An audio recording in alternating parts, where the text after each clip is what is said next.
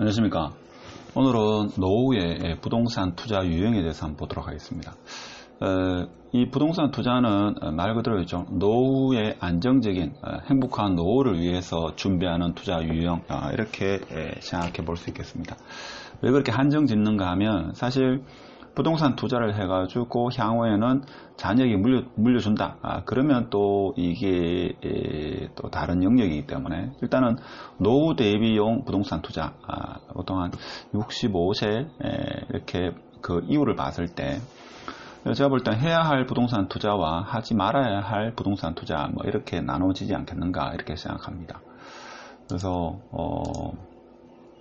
물론 이 모든 것이 충분한 공부가 되고 나서 하면 참 좋습니다만은 사실 연세가 65세 이상 넘어가고 나서 새롭게 뭔가를 공부한다는 건 쉬운 일이 아니죠. 그래서 당장 돈을 넣어 가지고 어떤 행복한 노후를 보통 희망하는 분들이 많습니다. 그래서 공부를 한다는 게 쉬운 일은 아니지만 전 재산이 퇴직금이라든지 목돈이 들어가기 때문에 필연적으로 어느 정도의 공부는 하고 나서 투자를 해야 된다. 일단 한번 보면 추천하는 부동산 투자는 제가 볼 때는 소형 아파트를 구매해 가지고 월세 받는 거, 이게 제가 볼 때는 손쉬울 겁니다. 손쉽고 나중에 매도를 하려 하더라도 매도가 쉽다. 그래서 역세권이면서 제가 볼 때는 소형 아파트 위주로 있죠. 노후 대비 이렇게 부동산 투자는 제가 볼 때는 추천드리고 싶은 그런 부동산 투자입니다.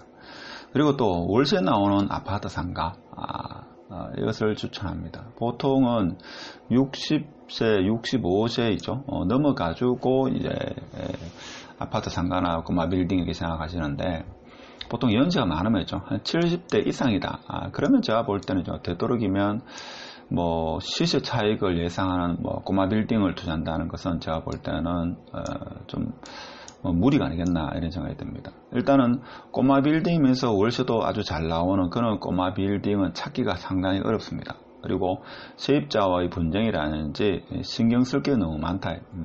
사실 노후는 뭡니까? 좀 편하게 살기 위해서 내가 부동산 투자를 하고 뭐 연금을 넣고 하는데 세입자와의 어떤 불협화음이 생기면 좀 편한 노후보다는 이렇게 신경만 많이 쓰인다 이거죠.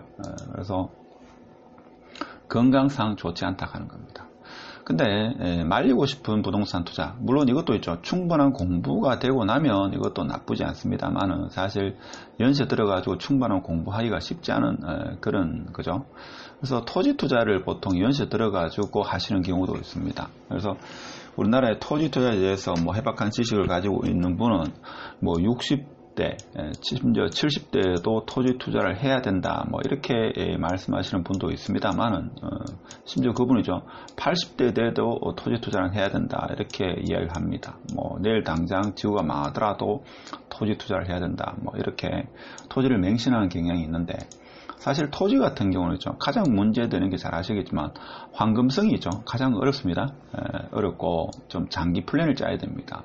그래서 연세 드셔가지고 뭐 70대 넘어가지고 무슨 부귀 영화를 더 누리려고 이 토지 투자를 하시는 간혹 이런 분이 있습니다. 특히 기획부동산에 쏘아가지고 지분 투자.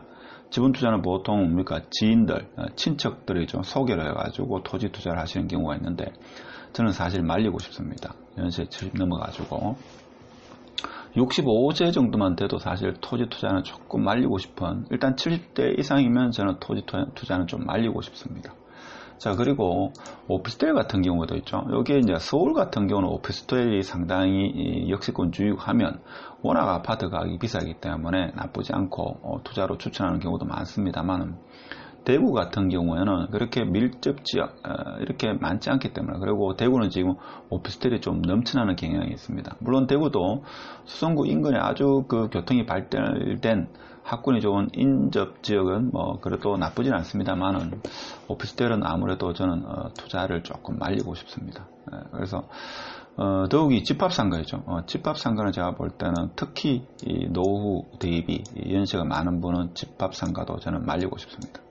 그래서 가장 말리고 싶은 게 집합상가, 토지 투자입니다. 오피스텔 같은 경우 위치에 따라 조금 틀리긴 합니다만 그래도 말리고 싶다. 근데 이제 조금 갸우뚱하는 게 뭔가 하면 이겁니다.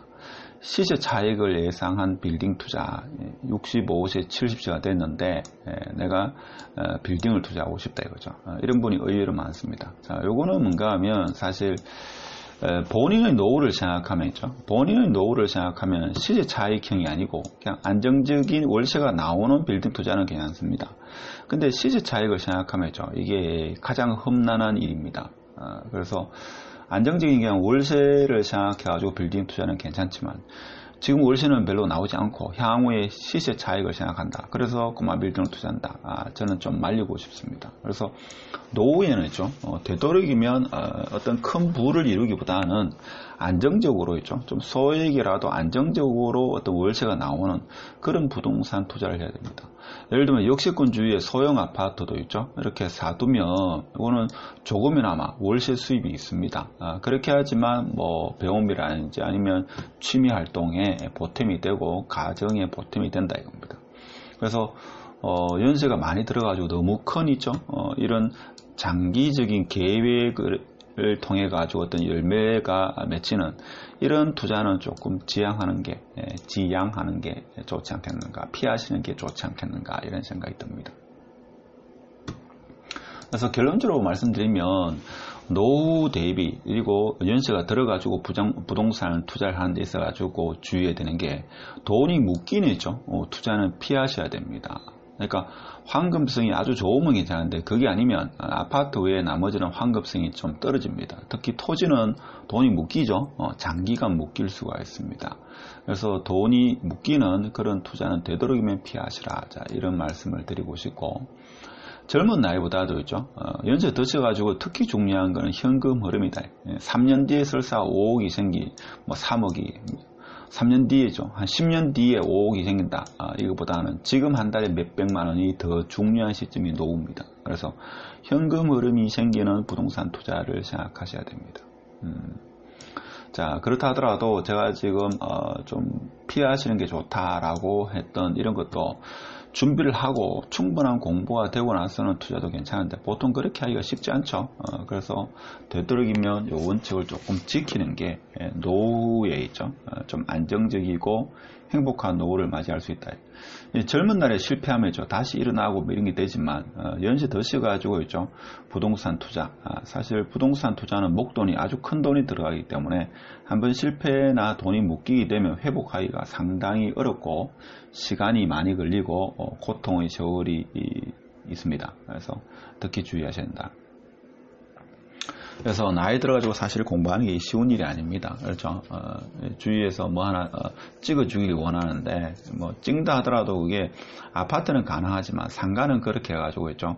이게 어떤 내가 관리할 수 있는 능력, 특히 꼬마 빌딩은 그 능력이 되지 않으면 좀 어려운 면이 있기 때문에 그래도 제가 볼 때는 좀 위치 좋은 이제 아파트 상가가 소액이지만 월세를 이렇게 받아가지고 안정된 노후가 되지 않겠나 이런 생각이 듭니다.